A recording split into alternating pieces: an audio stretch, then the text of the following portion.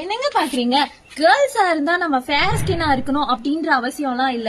But நம்மளோட skin டோனை நமக்கு maintain பண்ண தெரிஞ்சிருக்கணும்.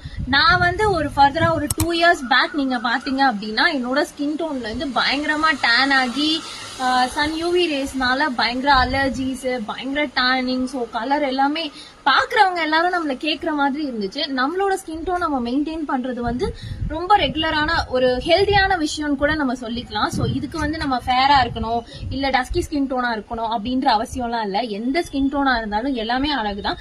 பட் நம்மள மெயின்டைன் பண்ண தெரிஞ்சிருக்கணும். ஸோ அதுக்கு ப்ராப்பரான ஒரு ஸ்கின் கேர் வேணும். நம்ம எல்லாரும் போடுறாங்க அப்படின்றதுக்காக நம்ம ஒரு நயாசினமைட் சீரமோ இல்ல வந்து ஹைலரானிக் ஆசிட் சீரமோ இல்ல ரெட்டினாலோ எல்லாமே நம்ம போடணும் அப்படின்ற அவசியம் இல்ல.